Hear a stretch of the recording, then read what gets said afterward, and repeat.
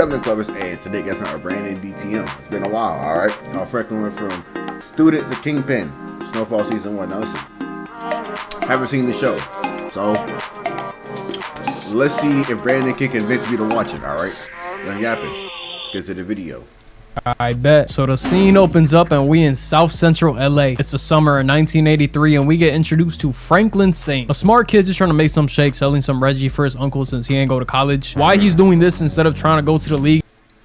Hold on. For your uncle, it's crazy. Dog, your uncle is supposed to teach you how to, be better. Get some legitimate cash. He's sending you down the wrong path right now. What? Is beyond me. Bro, you are 6'1". You could have been in the same draft class as John Stockton. You're bugging out right now. On God, if he picked up a basketball, he would have been just fine. So whatever, he sells to his friend Rob from high school. The typical I'm not racist, I got black friends kind of guy. And now since Rob is a fiend, weed ain't doing the job anymore. He wants to try coke. So he has Franklin go get it for him from his dad's supplier. The only issue is that the guy Franklin's about to go meet is a batshit crazy Israeli drug lord. The guy walks around in a Speedo that is obviously 2 sizes too small for him and carries a gold desert eagle. First of all, that's hard. Golden gun, hold on, that's hard. All right, no 007 golden gun, that's hard.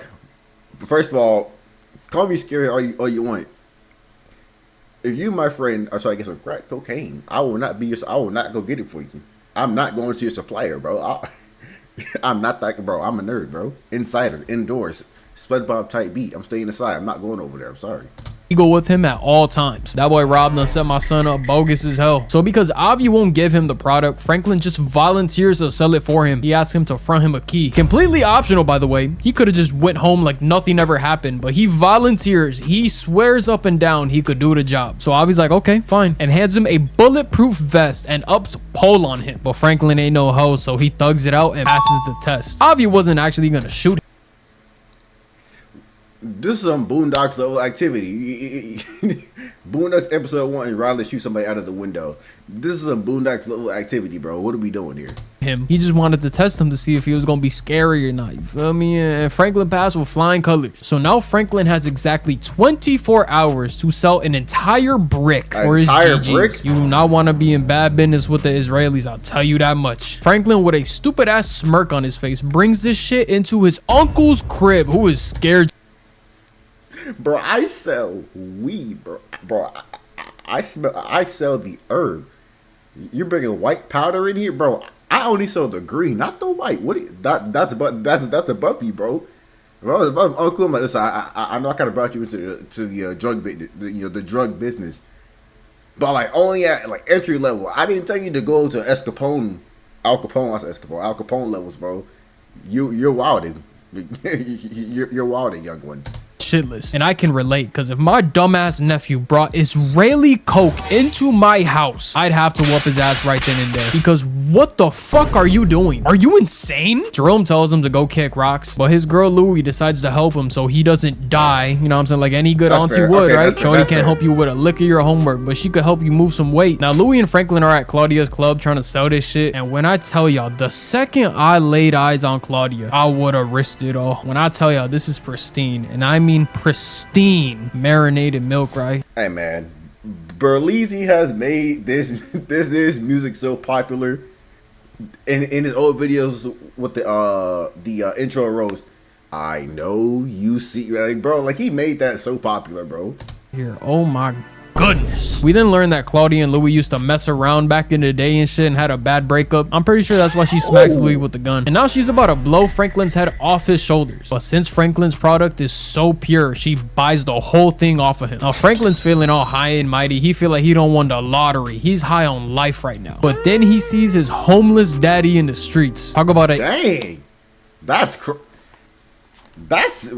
so random to see, bro. I have no words for that. That was definitely a Rolling Stone, bro. Like, wherever he lays his hat was his home. Nah, that's crazy, though. That's crazy. instant mood killer. Holy shit. To cheer himself up though, he cops a brand new motorcycle and heads to Avi's crib. Some stuff goes left and now Franklin has to drive one of his men to the hospital to save their life. And since Franklin did Avi a solid, he hands him 2 bricks now. Okay, nice little promotion. Okay, I see you, Franklin. We then get introduced to fine shit Melody and her fat ass father, who are Franklin's neighbors in this show. Melody be messing with my son Franklin on the low, but her dad is not rocking with it at all. Later on, he heads over to Willa's sexy ass to sell her both bricks, and everything goes smoothly until he gets jumped and robbed outside the crib. Now Claudia tells him that Lenny and Ray Ray are the ones that hit the lick on him, so because Franklin can't go out like no bitch, he gets Leon, the embodiment of a ride or die, and Leon says that he knows a guy, but little did he know he knows a guy. Okay, bro, who you know, bro? Who you know? He was gonna summon a fucking demon, probably the most despicable being on the planet, let alone this show. And his name is Carvel. For y'all that have seen this show before, I don't even gotta do any explaining whatsoever. I could just put this image on screen and it will strike fear into every... Hold on, bro. Where are you going with this? Where are you going with this? Fiber of your being. And for those of you who haven't seen Snowfall before, just brace yourselves. Carvel agrees to help Leon and Franklin almost right away. Like he's been begging for someone to ask for his help. And they instantly break into Lenny's crib, torturing him for where he's got the money at. But it is not working whatsoever. So Carvel decides to escalate the situation. After beating him with a bat multiple times, he decides to drag Lenny into the room, slams the door shut, and robs him of something no man should ever be robbed of. Wait. Don't tell me. Don't tell me he on Booty Warrior, like, bro. Don't tell me he's on Fleece Johnson activity for the bread. This takes level of the game to a whole new level, bro. This is beyond level of the game. Wait. I can't wait. Oh my god, bro. Like, I don't even want to say the shit that he did, bro. That shit was crazy as hell. Like, why the fuck would you do that shit? Had that nigga hogtied and everything, taking strokes. Telling y'all, bro, this nigga the devil, bro. But he does what he does to get shit done. And when it works in your favor, you can't really complain about it. Because what felt like an eternity of screaming and begging for help, Lenny finally decides to give up the bread. That boy walked out the room, zipped up his pants, took the bread and the cereal, and left the crib. Like,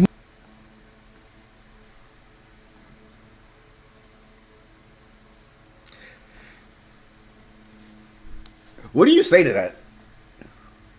Like, what do you... Alright, okay. First of all, me personally, I don't know what took him so long for him to say where the money was. Like, me personally, like the second the second I figured out what he was planning, I would have gave the money up. Like, no lie, I would have given the money right then and there.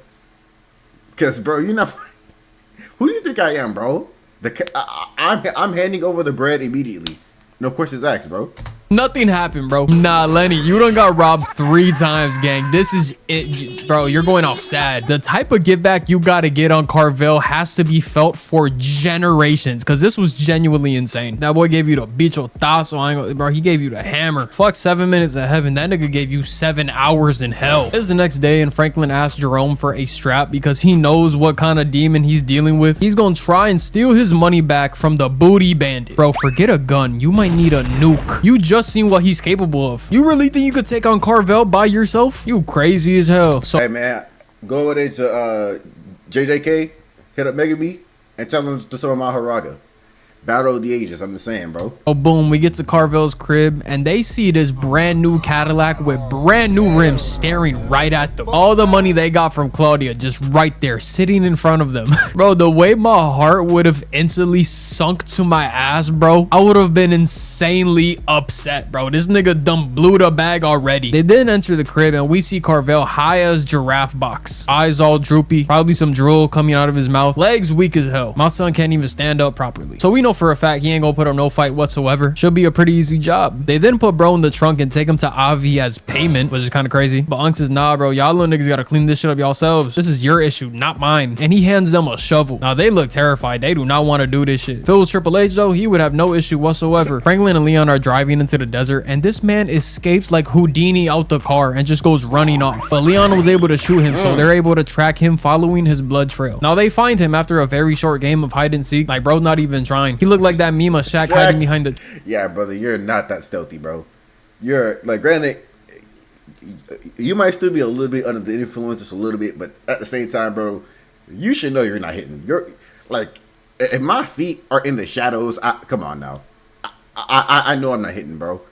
Like, be for real, bro. Tree. Franklin then ups pole on him, but he can't bring himself to pull the trigger. So without any hesitation, Leon steps in and sends Carvel to hell where he belongs. A nice piping hot seat next to Satan himself. That's where you can go, Carvel. That shit got your name written all over it. Franklin then sells the car and the motorcycle he just got so he could go pay off Avi, and he lets him know that he's done. He's not built for this life and retires from the pharmaceutical business. Fresh out the game, Franklin...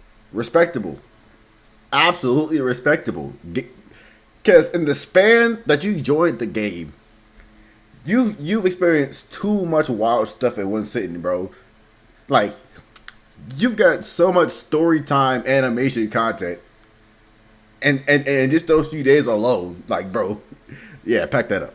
Decides that he wants to go see his pops and bails him out of jail. Once a respected Black Panther, now a homeless alcoholic. So it's safe to say his life probably sucks. She should have just left him in jail. At least he gets food there. Jerome's hosting a nice little cookout at his crib. Vibes are all good. I'm pretty sure it's the 4th of July. Everything's going well until the pigs show up. And you want to know why they show up? Because of a noise complaint. Who the fuck calls about a noise complaint in the hood? I'm pretty sure half the block is even at Jerome's crib anyway. So like, this was some bullshit. One thing leads to another, and it's another case of the white cop abusing a black man. A tale old as time, sadly. And the only reason Franklin is alive is because Andre, the black cop, his neighbor, saves him from the white cop. After... That's what I'm talking about. That's what I love to see.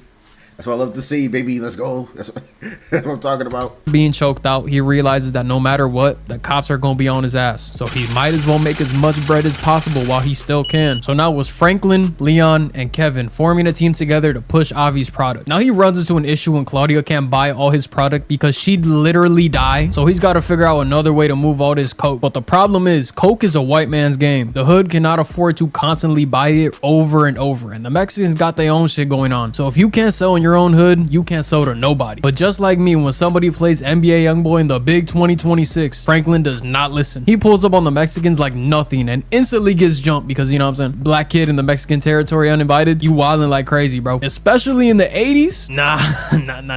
Did this nigga think he could just call the... Wait, I just realized his door was unlocked. Who sits in a dangerous area with his door unlocked for like 2 seconds? I didn't think about it until like, well, 2 seconds after that, obviously. But once my brain processed them being pulled out the car. First, number two, why was your windows down like that? I'm literally confused right now. There's so many things that he should have did differently to not get pulled out the car. I'm just saying, that's crazy. Approach them and strike a deal. My son would have got carved up like a fresh beignet if it wasn't for my favorite character in the entire show, my Lord and Savior Oso. As y'all know, I have many glorious kings on this channel, and Oso is indeed one of them because he quite literally saves Franklin's life, remembering him as a fan from his wrestling days. And he didn't have to do this. He didn't have to do this at all. He could have just let the Cholos eat him alive, but Oso is such a real ass nigga. He saves Franklin. Now I know I didn't cover what Lucia and Oso got going on in this video because it's pretty much just vegetables to Franklin's meat and potatoes, but okay. I will in the future, don't worry. So after almost getting mauled by a bunch of 5'3" cholos with switchblades, the guys decide to head to Oakland to talk to one of Kevin's boys. And while Franklin's there, he discovers crack cocaine. Basically, it's the powder in little rock form that you could smoke easily. Way easier to move, way easier to sell in the hood, and extremely addictive. Franklin takes bro's formula and brings it back to South Central, and he's handing out free samples of this shit like it's Costco. This is nuts. Like, bro, I can't even fathom how somebody can operate like this, like just move like this. Because first of all, you're destroying your neighborhood, and two, I'd be too scared to even get caught with it. All right. I'm quite frankly not that guy, bro.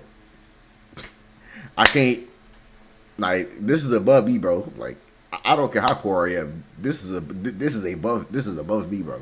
And just like that, Franklin Saint just made himself a millionaire overnight without even knowing it. He got people lined up out the door to get more rock. Jerome sees that his nephew is basically printing money doing this shit, so he decides to join him. So now it's Franklin, Leon, Louis, Jerome, and I guess Rob to form the crack equivalent to the Avengers. Wow. But it's not all rainbows and unicorns because loose hole Lenny comes back and he wants revenge. I'm low-key surprised he ain't leave the game lobby because the shit he went through, chacho, man. And his first order of business is to shoot Leon, but he can't even do that shit right because Leon survives. Gotta aim higher next time, bitch boy. Now here's where Franklin's smarts come into play because he gets Ray Ray to flip on Lenny for bread, which works flawlessly. But Franklin knows that Ray Ray cannot be trusted, so he makes him take out Lenny with his bare hands. He makes him do it himself in front of everybody. Nah, Frank, this is the kind of timing you want, gang? I was not expecting this out of you, gang. Not in season 1. He now has the crack Avengers by his side, hella product, cookhouses to make the product, and all the money he could dream of. That little corner boy from the beginning of the show was dead. What you're looking at now is a drug lord being born right in front of your very eyes. But yeah, that's the video, y'all. I hope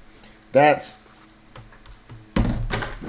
a wild work, bro. That's a wild work. That was more definitely a ride, bro.